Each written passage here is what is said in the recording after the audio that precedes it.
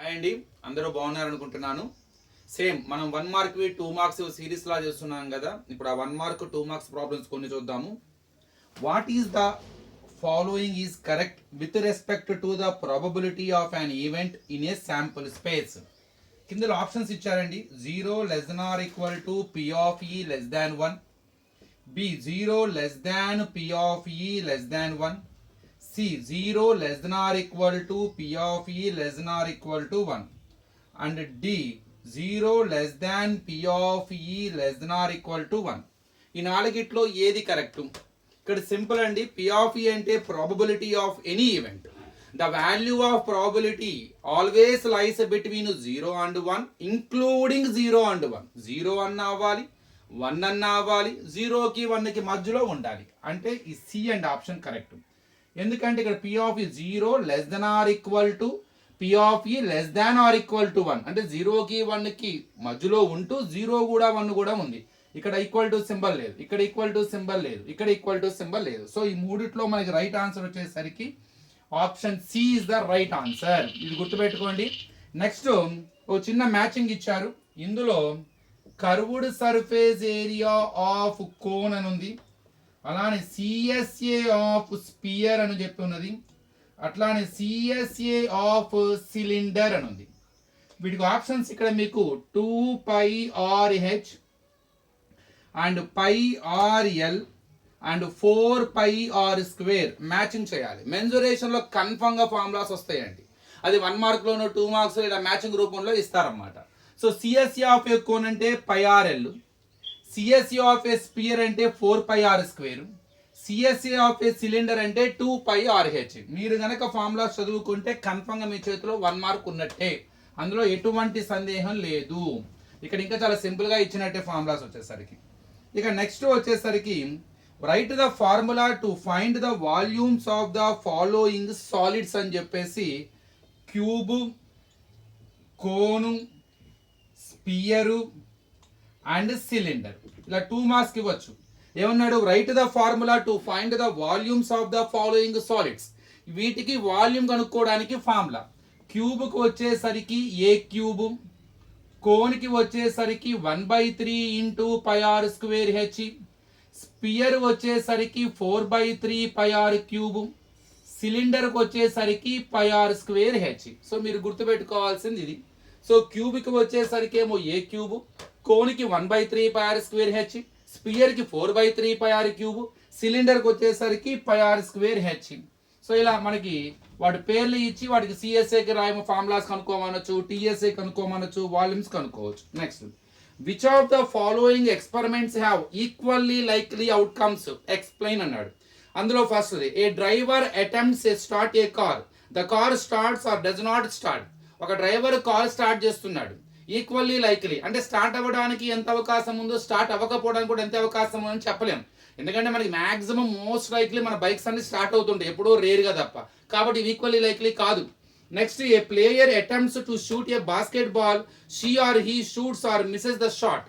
ఒక బాస్కెట్ బాల్లో బంతి వేస్తున్నాడు, ఇది అంటే పడటానికి ఎంత అవకాశం ఉందో పడకపోవడానికి కూడా అంతే అవకాశం ఉందో చెప్పలేం. ఇది కూడా మనకి ఈక్వల్లీ లైక్లీ కాదు, ఎందుకంటే అది బాగా మంచి ఆటగాడైతే ఎక్కువ శాతం పడుతుంది, ఆటగాడు కాకపోయినట్టు చేయలేం. కాబట్టి ఇది కూడా ఈక్వల్లీ లైక్లీ కాదు. A trial is made to answer a true or false question, the answer is right or wrong. అంటే రైట్ ఆర్ రాంగ్ రెండే అవకాశాలు ఉన్నాయి, అయితే ట్రూ అన్న అవ్వాలి, ఫాల్స్ అన్న అవ్వాలి. సో అది కన్ఫర్మ్గా మనం ట్రై చేస్తున్నాం కాబట్టి ట్రూ అవడానికి ఎంత అవకాశం ఉంటుందో ఫాల్స్ అవడం కూడా ఎంత అవకాశం ఉంటుంది. కాబట్టి ఇది equally likely. A baby is born, it is a boy or girl. Boy అన్న అవ్వచ్చు, గర్ల్ అన్న అవ్వచ్చు. బాయ్ అవ్వడానికి ఎంత అవకాశం ఉందో గర్ల్ అవ్వడానికి కూడా ఎంత అవకాశం ఉంది. కాబట్టి ఈ రెండు కూడా మనకి ఈక్వల్లీ లైక్లీ వస్తాయి. Next, one card is drawn from a well shuffled deck of 52 cards. Calculate the probability that the card will be an ace. అంటే పి ఆఫ్ ఎస్.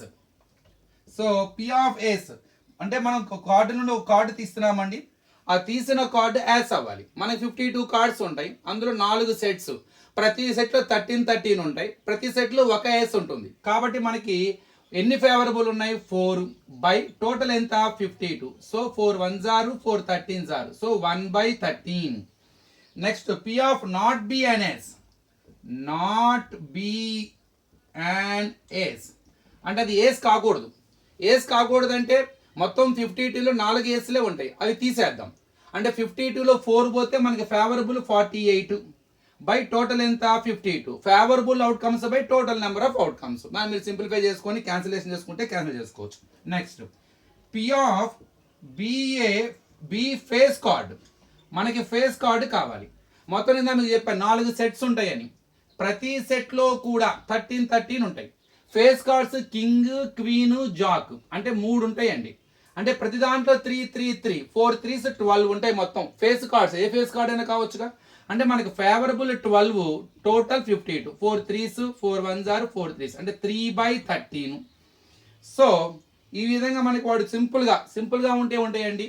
అంటే ప్రతి లెసన్ నుండి కూడా ఏదో ఒక ప్రాబ్లం ఇవ్వడానికి ట్రై చేస్తారు.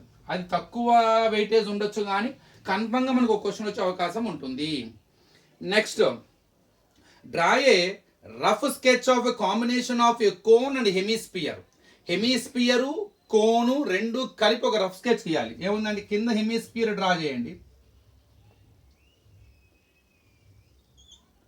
సో పైన కోన్ని పెట్టండి.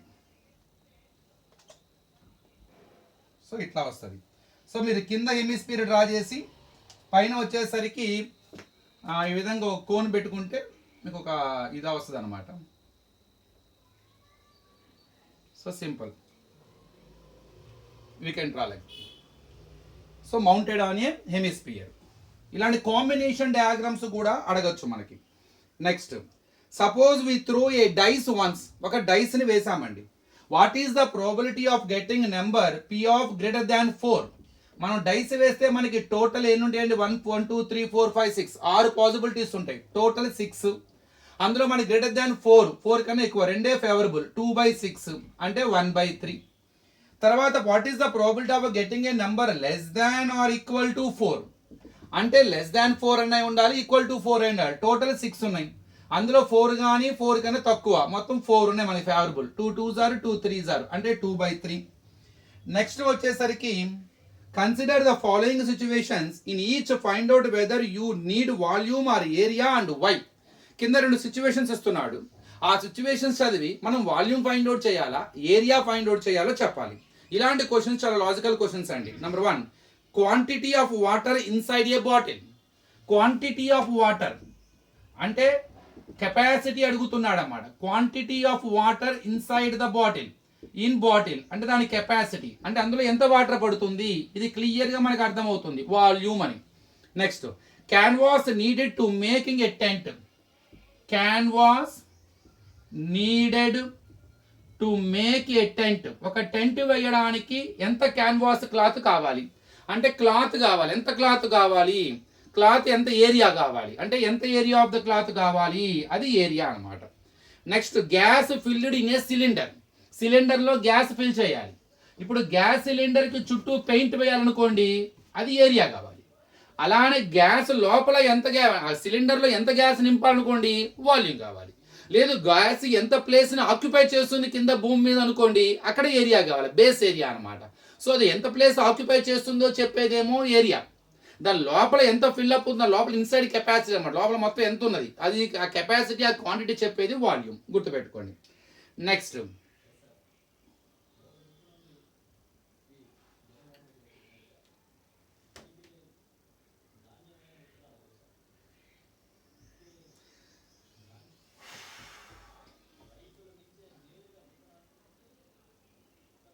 ఇక్కడ ఒక చిన్న ఇంట్రెస్టింగ్ క్వశ్చన్ ఒకటి ఇచ్చారండి.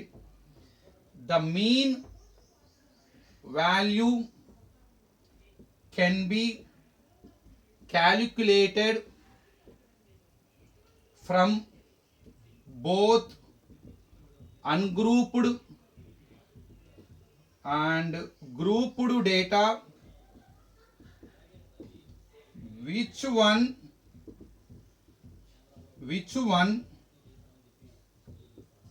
do you think is more accurate? Why? ఇది క్వశ్చన్.